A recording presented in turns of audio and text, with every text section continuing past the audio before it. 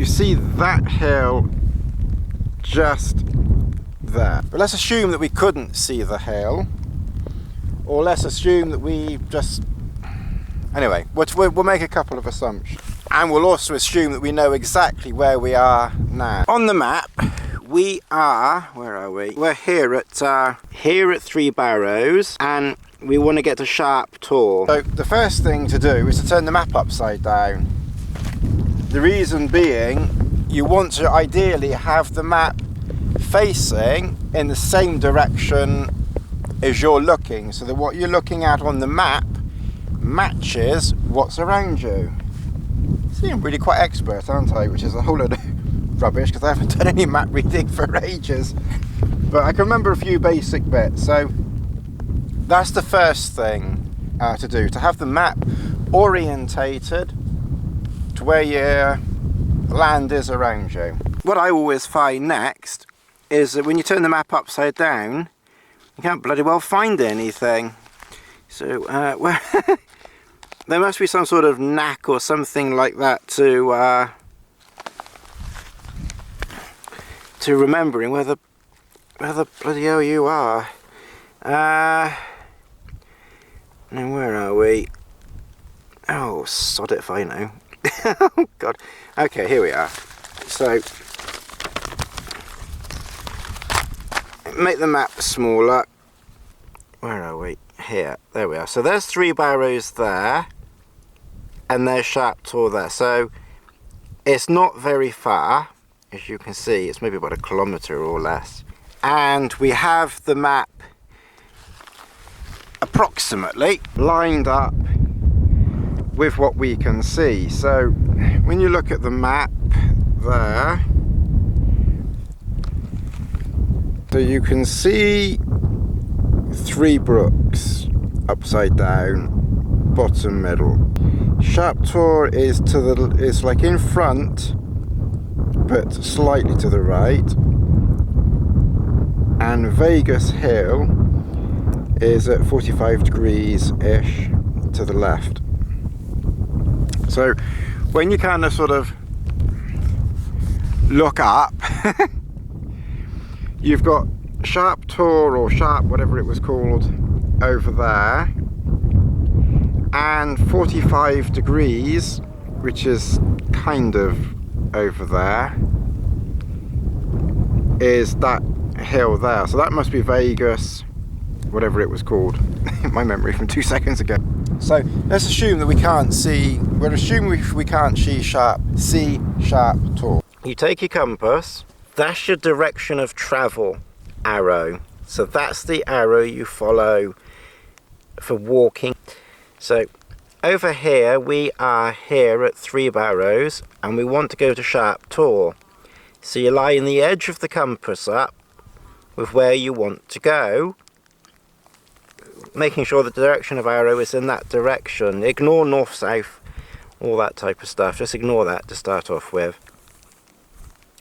Then you need to remember which way is north on the map. But clearly north on the map is in this direction here, because we've got the map upside down, but it's in this direction. So you then need to line up, so you then need to, yes, no, don't forget it. So you then need to line up the north on the map using the lines on the compass thing here to line up with the lines on the map, because these grid lines here, they obviously go north and south, etc, etc. So just make sure that those lines there line up with these lines here. The other thing you can do is you could put your marker here for distance from here to here is what, 5.5, isn't it? So that's 550 meters. Then when you're standing up, because it's more comfortable when you're standing up, you line up the north red movable bit with the red non-movable bit on the compass.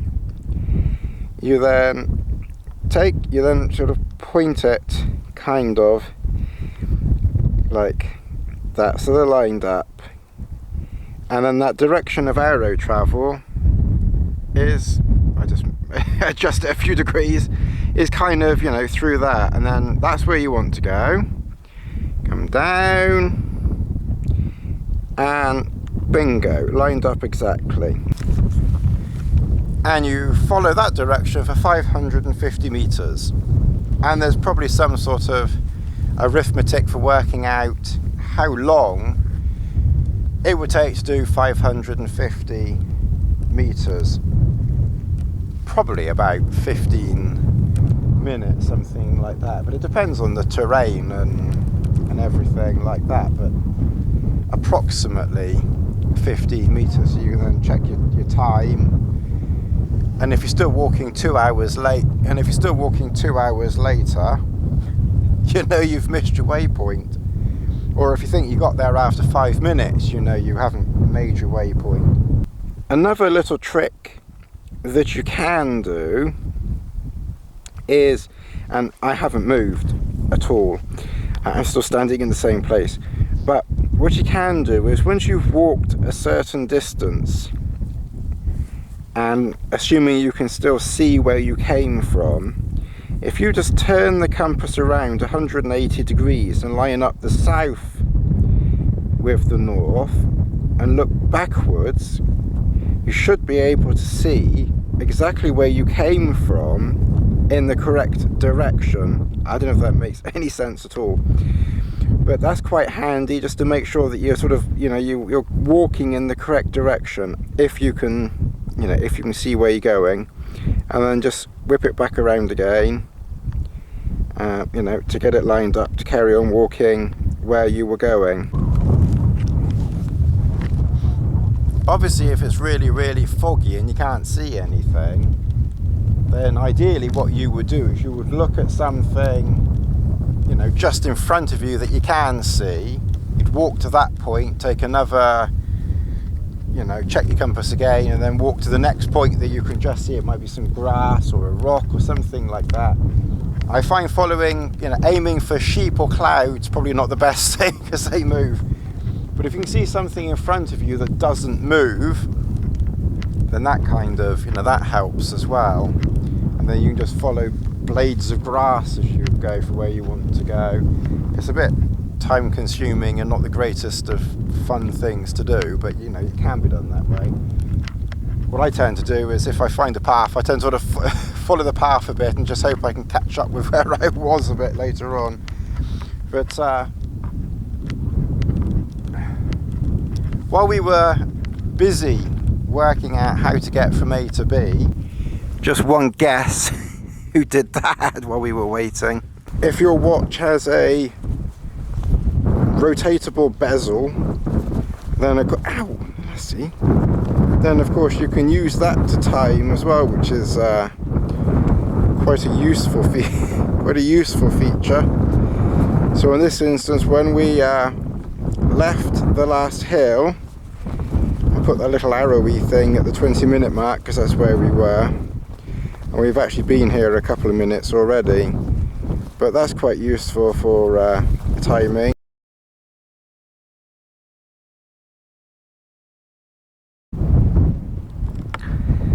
Okay, right, so Sharp Tor is under there, and we're right on the edge of it there,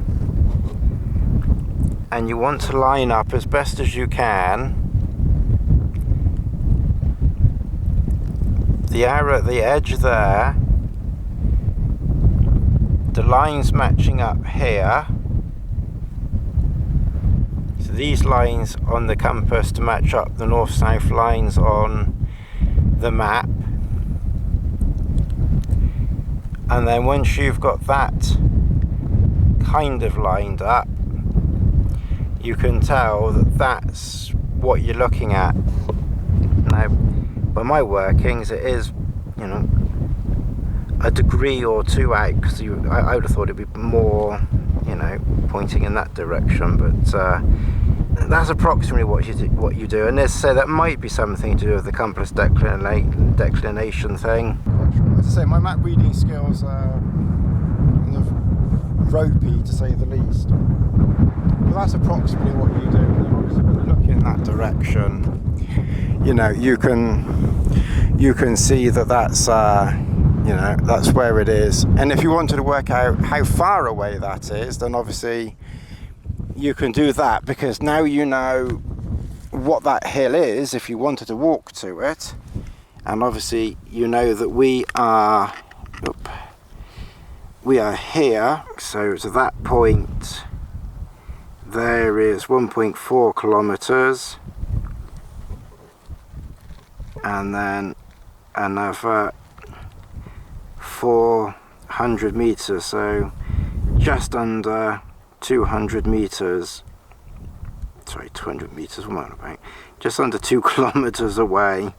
200 meters.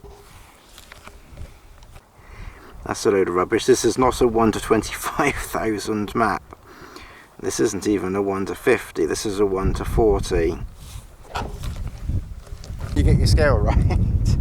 It's just over 3 kilometers, not just under 2. I was forgetting it's a 1 to 40,000 harvest map, not a 1 to 25,000 OS map.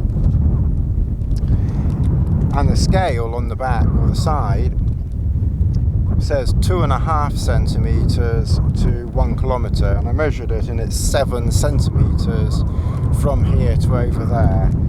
So that's 2.5, and plus 2.5 is obviously 5. That's 2 kilometers. Another 2.5 centimeters onto 5 is 7.5. So that means that it's just under 3 kilometers. We got there eventually. Maths and arithmetic and dividing things and adding, it's never my strongest point, I have to say. I wanted to go into banking a very long time ago, so no wonder I failed the entrance exam a long time ago. How much money would you like, sir? £5? Okay, here's £1 for you. Right, okay. It's 3 o'clock, so probably time to start heading back to camp in a minute.